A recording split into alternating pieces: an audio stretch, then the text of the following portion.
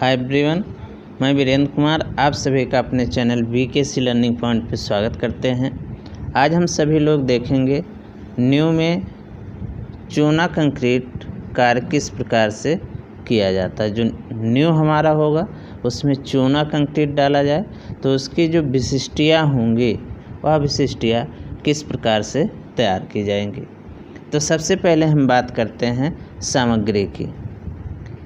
यदि चूना कंक्रीट तैयार किया जा रहा है तो इसमें कौन कौन सी सामग्री प्रयोग में लाई जाएगी तथा चूना कंक्रीट का जो हमारा ग्रेड होता है वह कौन कौन सा ग्रेड का होता है। तो जो चूना कंक्रीट का ग्रेड होता है वह हमारा 2 ग्रेड होता है। एक 16, 32 और 100 का एक ग्रेड होता है। दूसरा ग्रेड जो हमारा होता है वह 18, 36 और 100 का, यानी इन 2 ग्रेडों में चूना कंक्रीट को तैयार किया जाता है। अब इसमें से यदि किसी भी ग्रेड की चूना कंक्रीट तैयार की जाती है तो उसमें जो सामग्री प्रयोग में लाई जाएगी वह क्या क्या होगी।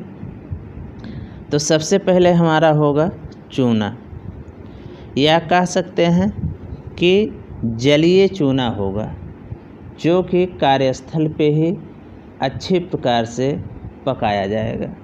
परवल जलीय चूना होगा। जब इसको कार्यस्थल पे बुझाया जाएगा तो इसमें चूने के कुछ रोरे, या कह सकते हैं चूने के कुछ छोटे छोटे टुकड़े उसमें रह जाएंगे। तो उसको अलग करने के लिए क्या करेंगे कि 3 मेष प्रति सेंटीमीटर स्क्वायर, 3 मेष प्रति सेंटीमीटर स्क्वायर की एक चलनी प्रयोग की जाएगी और उससे इसको छाना जाएगा। इसमें होगा क्या कि 1 सेंटीमीटर लंबाई और 1 सेंटीमीटर चौड़ाई में इसमें क्या होंगे कि 3 मेष इस प्रकार से बने होंगे, 3 होले होंगी और उससे इसको चाल लिया जाएगा। तो एक तो हो गया कि हम चूना प्रयोग करेंगे, जलीय चूना, और उसको कार्यस्थल पे ही बुझाएंगे। महीन मिलावा की बात किया जाए तो जो महीन मिलावा के रूप में प्रयोग में लाया जाएगा वह हमारा होगा सुर्खी। सुर्खी क्या होता है? जो हमारे पके हुए ईंट होते हैं उन पकी हुई ईंटों को अच्छे प्रकार से पीस लिया जाता है, पीस करके पाउडर बना लिया जाता है, उसी को सुर्खी कहा जाता है। लेकिन जब पाउडर हमारा बन जाता है तो इसके लिए 25 मेष प्रति सेंटीमीटर स्क्वायर की चलनी प्रयोग करते हैं और इससे चाल लिया जाता है। सुर्खी हो गया। ऐसे ही बालू का प्रयोग कर सकते हैं या फिर सिंडर, धातुमल, इन सब आयों का महीन मिलावा के रूप में प्रयोग में लाया जा सकता है। मोटा मिलावा की बात किया जाए तो जो मोटा मिलावा हमारा होगा वह हमारा होगा ईंट के टुकड़े, लेकिन इन टुकड़ों का माप 40 mm से अधिक नहीं होगा। यानी जो भी पकी हुई ईंट होगी उसको तोड़ करके छोटा छोटे भागों में तोड़ लिया जाएगा और उसका जो माप होगा 40 mm से अधिक नहीं होगा, यानी 40 mm से कम ही रखेंगे। लेकिन जो उसकी मिनिमम साइज होगी वह होगा 10 mm, यानी जो भी हमारा टुकड़ा होगा ईंट का उसका जो माप होगा वह 10 mm से अधिक और 40 mm से कम, इन्हीं दोनों के मध्य में होगा। तो ये सारे होंगे सामग्री। और अनुपात की बात किया जाए तो अभी बताया गया कि 2 ग्रेड में होता है, एक 16, 32 और 100, इन दो ग्रेडों, एक ग्रेड ए हो गया, एक दूसरे प्रकार की ग्रेड है जो हमारा 183600 होता। अब अनुपात क्या किया जाता है कि अगर एक भाग हम लेते हैं चूने को, तो उसमें जो सुर्खी होगी उसकी 2 भाग होगी और 3 भाग लगभग हमारा होगा ईंट के टुकड़े। तो इन अनुपातों में लिया जाएगा, यानी 16 भाग कह सकते हैं कि चूना लिया जाएगा, तो सुर्खी जो होगा उसको 32 भाग लिया जाएगा और जो ईंट के टुकड़े होंगे उन टुकड़ों को हम 100 भाग लेंगे और सबको आपस में मिक्स करेंगे। अब यहाँ पे दूसरा जो विकल्प दिया गया है, सामग्री का मापन। अब जो भी सामग्री होती है इन सामग्रियों का मापन किया जाता है, लेकिन जब इन सामग्रियों का मापन करते हैं तो मापन के लिए 2 विधियाँ अपनाई जाती है। एक क्या होता है कि भार ले लिया गया, भार के आधार पर। दूसरा हो गया आयतन, आयतन के आधार पर, भार के आधार पर और आयतन के आधार पर। जब भार के आधार पर लिया जाता है तो इसके जो सामग्री होंगे उन सामग्रियों को तौल लिया जाता है केजी में, कि कितना कितना केजी हुआ, उसी अनुपात में इसको तौल लिया जाता है।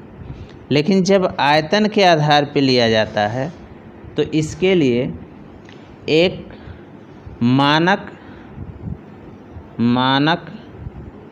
मापन बॉक्स तैयार किया जाता है और उसी बॉक्स से सभी सामग्रियों को तौला जाता है। इसके लिए जो मापन बॉक्स बनाए जाते हैं उसकी जो भीतरी माप होती है वह होता है 40 सेंटीमीटर गुणे 35 सेंटीमीटर गुणे 25 सेंटीमीटर, यानी 35, 40 और 25। 40 लंबाई हो गई, ये चौड़ाई हो गई और 25 सेंटीमीटर उसकी गहराई हो गई। तो ये हमारे होंगे आंतरिक माप। अब जैसे अगर इसमें ऑब्जेक्टिव टाइप क्वेश्चन पूछा जाता है तो उसमें कहा जा सकता है कि सामग्री का मापन निम्न में से आयतन के आधार पर यदि किया जाता हो तो मापन बॉक्स का माप क्या होगा, तो ये उसमें विकल्प में दिया गया होगा। इसके बाद है मिश्रण, सामग्री का मिश्रण, यानी जो सामग्री तैयार कर लिया जाएगा, यानी मापन कर लिया गया, मापन हो जाने के बाद सामग्री को आपस में मिक्स किया जाएगा। अगर मिक्स करते हैं तो इसके लिए भी 2 विधि अपनाई जाती है। एक हमारा होता है मिक्सर, कि मिक्सर प्रयोग कर लिया गया, और दूसरा हाथों से यानी हस्त विधि और यांत्रिक विधि, इन 2 विधियों से इसको आपस में मिक्स करेंगे। जब चूना कंक्रीट यांत्रिक मिक्सर से मिलाई जाती है तो यह छोटी कार्य यदि है तो उस पर खर्चे अधिक आ जाते हैं। इसलिए अगर छोटी कार्य होगी, कार्यखंड हमारा छोटा होगा, तो वहाँ पे जो प्रभारी अभियंता होगा उसके अनुमति से ही मिक्सर का प्रयोग किया जाएगा, नहीं तो उस पर खर्च बढ़ जाएंगे।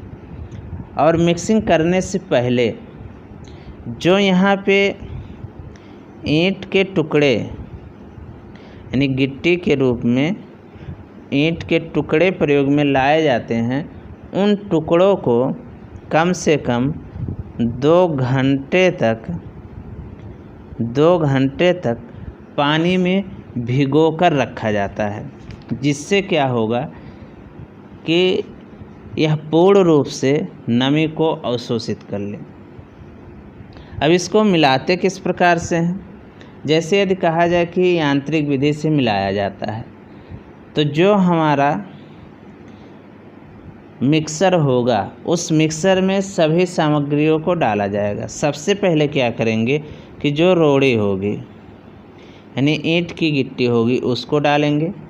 इसके बाद जो हमारा चूना और सुर्खी या कह सकते हैं महीन मिलावा होगा, इन दोनों को डालेंगे और उसके साथ पानी को भी डाला जाएगा।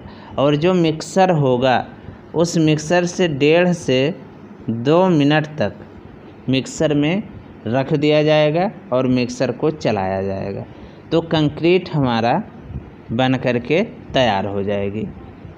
और जब कंक्रीट हमारा बन के तैयार हो जाएगा फिर उसको परिवहन के द्वारा कार्यस्थल पे ले जा करके बिछाया जा सकता है। लेकिन यही जब हाथों के द्वारा किया जाता है तो एक साफ फर्श तैयार किया जाता है, स्वच्छ, जहाँ पे जल अवशोषित ना करता हो, और इस पे गिट्टी के जो टुकड़े होंगे उन गिट्टी के टुकड़े को पूरे सतह पे फैला दिया जाएगा एक समान।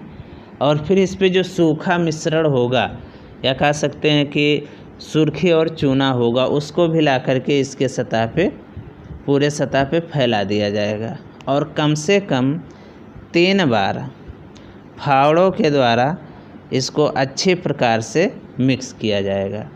जब मिश्रण हमारा तैयार हो जाएगा फिर इसमें उपयुक्त मात्रा में पानी डाल करके पुनः इसको फावड़े के द्वारा मिलाया जाएगा।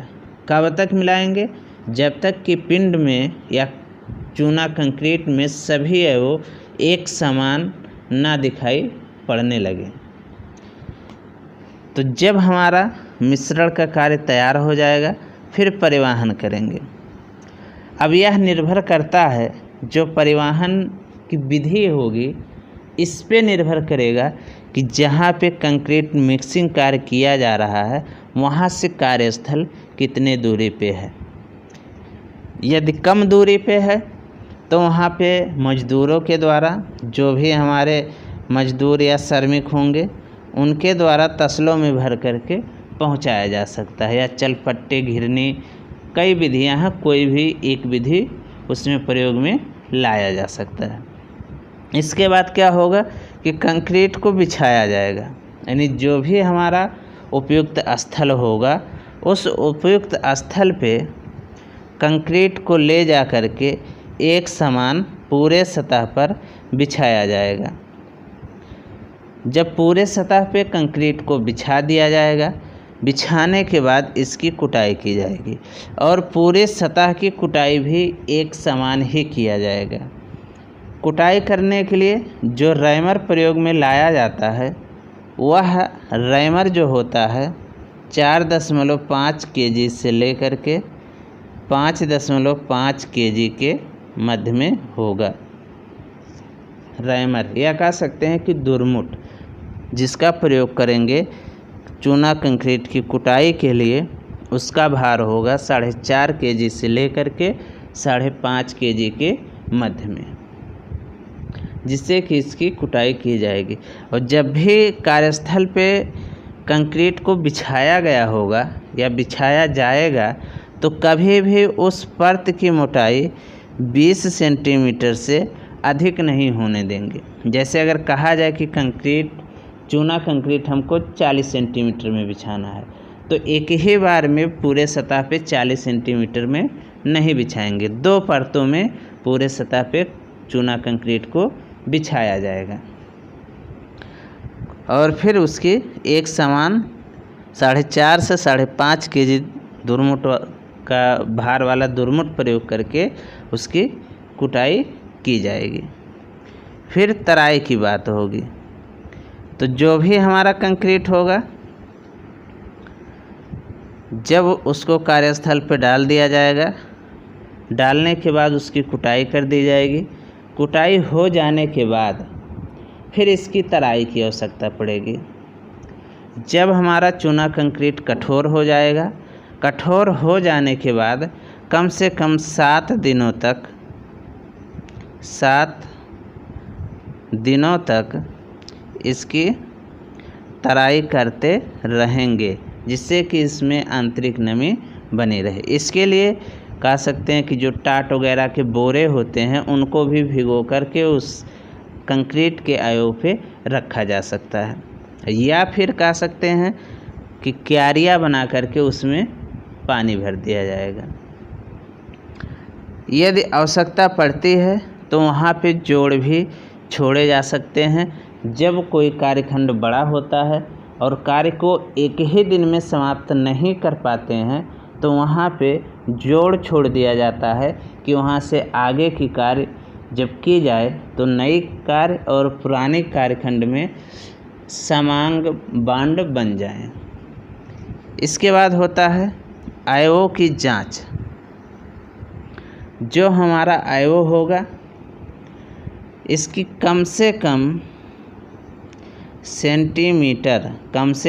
1 सेंटीमीटर की शुद्धता तक इसकी लंबाई का मापन हम करते हैं। अगर आयतन की बात किया जाए तो जो आयतन का मापन किया जाता है वह 0.01 मीटर क्यूब की शुद्धता तक इसका मापन किया जाता है।